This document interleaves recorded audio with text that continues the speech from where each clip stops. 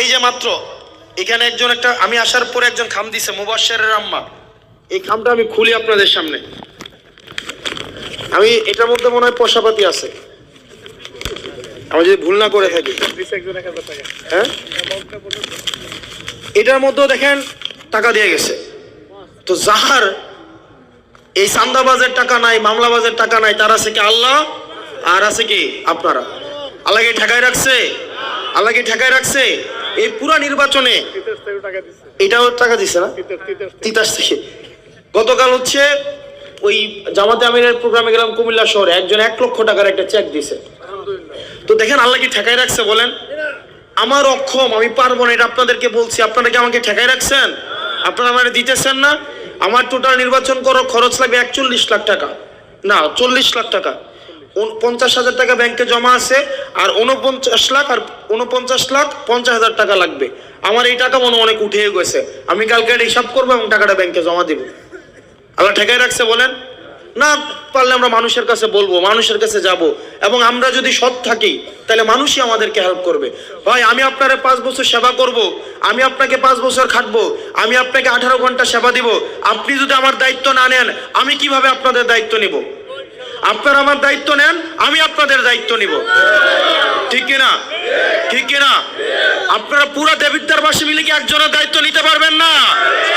আর আমি একা দেবিদ্বারের দায়িত্ব নিব ইনশাআল্লাহ।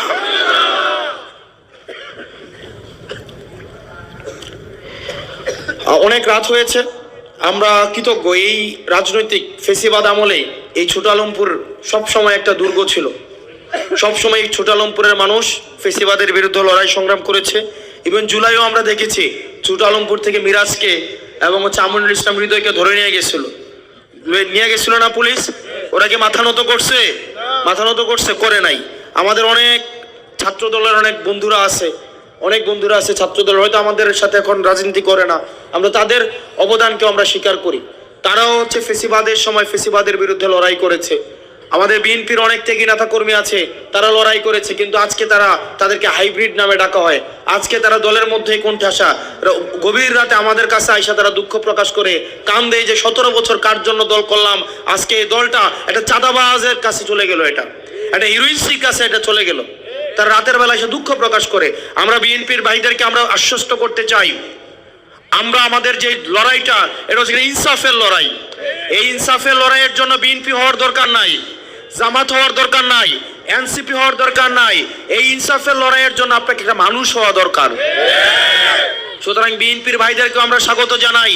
আমাদের এই ইনসাফের লড়াইয়ে আপনারা অংশগ্রহণ করুন। আপনারা যারা মধ্যরাতে আমাদের সাথে এসে হচ্ছে মন খারাপ করেন, আপনারা যারা চোখের পানি ছেড়ে দিয়ে আমাদের সাথে কান্না করেন যে গত 17 বছর আপনারা কিসের জন্য আপনারা জীবন দিয়েছেন, কিসের জন্য আপনাদের ক্যারিয়ার নষ্ট করেছেন, আমাদের জন্য আমার দরজা আপনাদের জন্য খোলা রয়েছে। আমরা একসাথে লড়াই করব ইনশাআল্লাহ। আপনাদের কোনো কষ্ট নাই, আপনাদের কোনো শঙ্কা নাই, আমরা একসাথে এই লড়াইটা চালাই যাব। আপনি শাপলাকলিতে ভোট দেওয়ার জন্য দল পরিবর্তন করার দরকার নাই। আছে আপনি যেই দল ইচ্ছা করেন, কিন্তু ভোটটা দিবেন কোথায়? শাপলাকলিতে।